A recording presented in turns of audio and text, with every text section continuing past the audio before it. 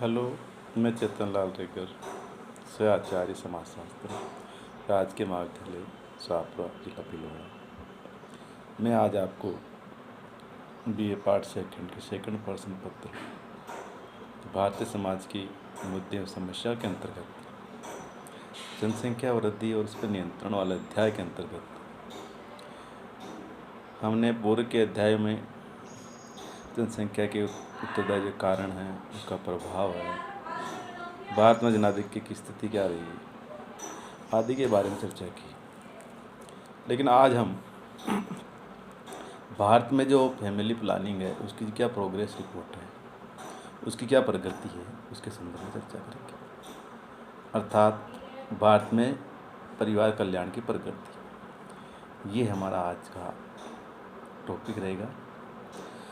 भारत में 1952 से ही जनसंख्या नियंत्रण एवं परिवार कल्याण के उद्देश्य से परिवार नियोजन कार्यक्रम को शुरू किया गया और परिवार नियोजन कार्यक्रम शुरू करने वाला भारत विश्व का पहला देश था जिसने जनसंख्या को राष्ट्रीय अर्थव्यवस्था की अपेक्षा के अनुरूप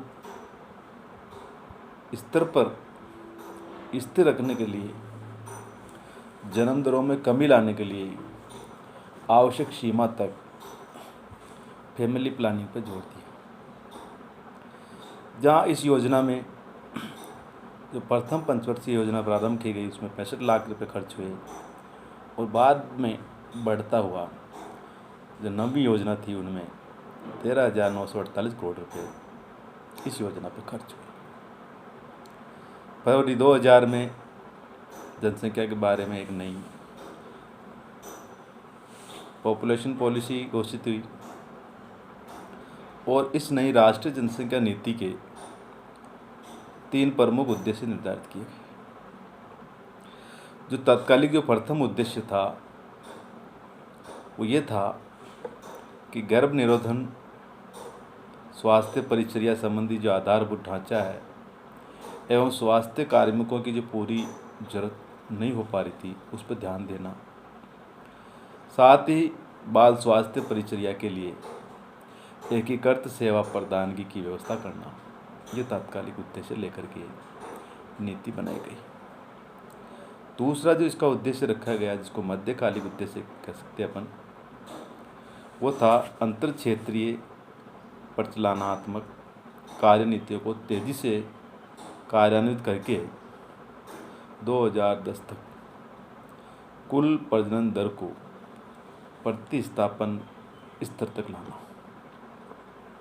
यानी ऑपरेशनल जो एक्टिविटी थी उसमें तेज लाने का प्रयास इनके अंतर्गत किया गया। दीर्घकालिक जो उद्देश्य था तीसरा, वह था सतत आर्थिक वृद्धि, सामाजिक विकास और पर्यावरणिक संरक्षण की अपेक्षाओं के अनुरूप 2045 तक स्थिर जनसंख्या हासिल करना, यह सबसे बड़ा इसका उद्देश्य रखा गया। इन उद्देश्यों के अनुसरण में प्रत्येक मामलों में 2010 तक की बात करें तो इसके निम्नलिखित सामाजिक और जनसांख्यिक लक्ष्य तैयार किए गए। इसमें पहला जो रखा लक्ष्य वो ये था कि बुनियादी प्रजनन और बाल स्वास्थ्य संबंधी सेवाओं, आपूर्तियों और आधारभूत ढांचे की पूरी ज़रूरतों पर जो ज़रूरत पूरी नहीं हुई थी उस पर ध्यान दें। दूसरा, स्कूली शिक्षा को 14 वर्ष आयु तक अनिवार्य और फ्री बनाया जाए। साथ ही प्राथमिक और माध्यमिक स्तर पर जो बीच में ही अध्ययन कार्य को छोड़ चुके हैं उन लड़कों लड़कियों को प्रतिशत को कम करके 20% से भी नीचे लाना, क्योंकि ऐसा गांव में मिडिल या सेकेंडरी स्कूल तक एजुकेशन नहीं कर पाते और बीच में ही वो छोड़ करके अर्थात उनकी शादी विवाह कर दी जाती। तो कहने का तात्पर्य उनका जो एजुकेशन लेवल बढ़ाया जाए और बीच में जो ड्रॉप आउट है उस पर प्रतिबंध या रोक लगाई जाए, ऐसा इस पॉलिसी में कहा गया। तीसरी बात जो बताई है कि शिशु मृत्यु दर को कम करके उसे प्रत्येक 1000 जीवित जन्मों पर 30 से नीचे लाना। इसी प्रकार मातृ मृत्यु दर को भी कम करके 1 लाख जीवित जन्मों पर 100 से नीचे लाना। इसी प्रकार नंबर 5, सभी वैक्सीन निवारणीय रोगों की रोकथाम के लिए बच्चों का व्यापक रोग प्रतिरक्षण हासिल करना। इसके साथ ही नंबर 6, लड़कियों के विवाह देर से करने, 18 वर्ष से पहले नहीं और बेहतर रूप से 20 वर्ष की आयु के पश्चात करने के लिए बढ़ावा देना, ये कार्य भी इसमें इस लक्ष्य में शामिल किया।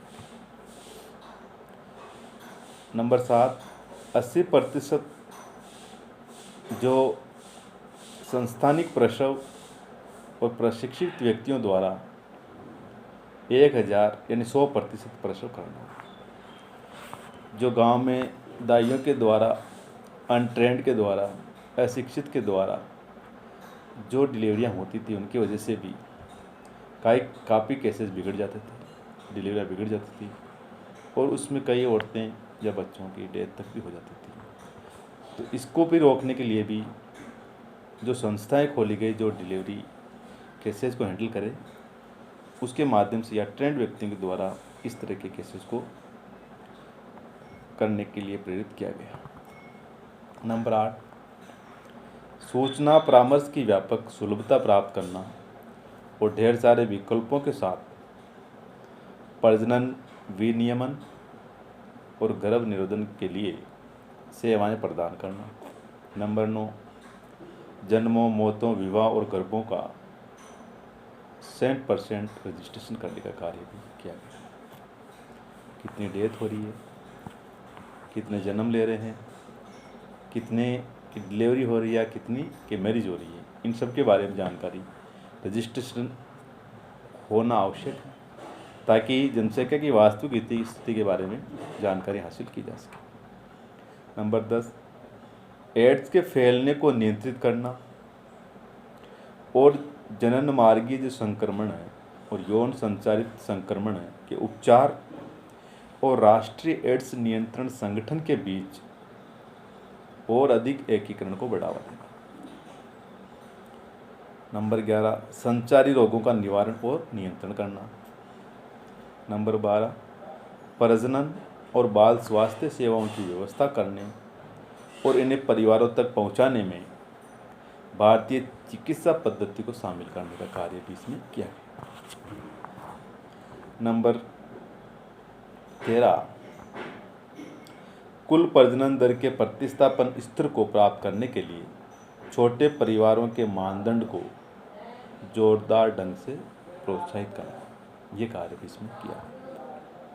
और अंतिम और 14 है, संबंधित सामाजिक क्षेत्र के कार्य में कर्मों को एक ही स्थान से कार्यान्वित करना ताकि परिवार कल्याण कार्यक्रम को लोक संकेंद्रित कार्यक्रम न बन सके। तो कहने का तात्पर्य परिवार कल्याण कार्यक्रम के पर्यवेक्षण एवं समीक्षा हेतु एक राष्ट्रीय जनसंख्या आयोग गठित किया गया और साथ ही जुलाई 2000 में इस आयोग की प्रथम बैठक की कार्रवाई करके एक EAC नामक एक संगठन था, उसके गठन की घोषणा की गई ताकि परिवार एवं स्वास्थ्य कल्याण मंत्रालय के अंतर्गत जो राष्ट्रीय परिवार कल्याण कार्यक्रम है को लागू करने में जो पिछड़ रहे हैं वो न रहे। तो जनसंख्या नीति के अंतर्गत परिवार कल्याण नियोजन के जो विभिन्न कार्यक्रम हैं को हम प्रगति के रूप में अगर देखें तो हम उसका जो परिणाम है वो इस प्रकार है। पहला, बंध्याकरण, बंध्याकरण का कार्यक्रम पहले भी चल रहा था, किंतु इसकी महत्वपूर्ण जो उपलब्धि है वो 1976 से 1977 रही है। और सन 2002-03 में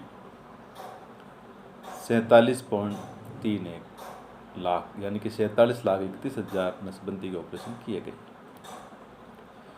नंबर 2, लोप तथा निरोध। लोप का प्रयोग भी पंचवर्षीय योजना से विशेष रूप से लाने का किया जाने लगा और 2002-03 में 61 लाख स्त्रियों के लोप लगाए गए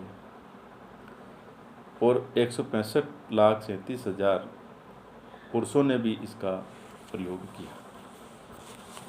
तो ये जनसंख्या राष्ट्रीय नीति के जो परिणाम हैं हुए।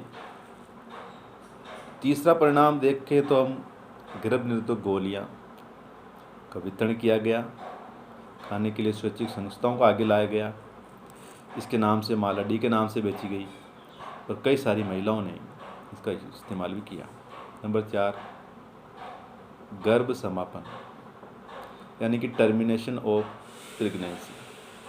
भारत में गर्भपात के असुरक्षित तरीके अपनाने से प्रतिवर्ष औसतन 12.5% महिलाओं की डेथ हो जाती है।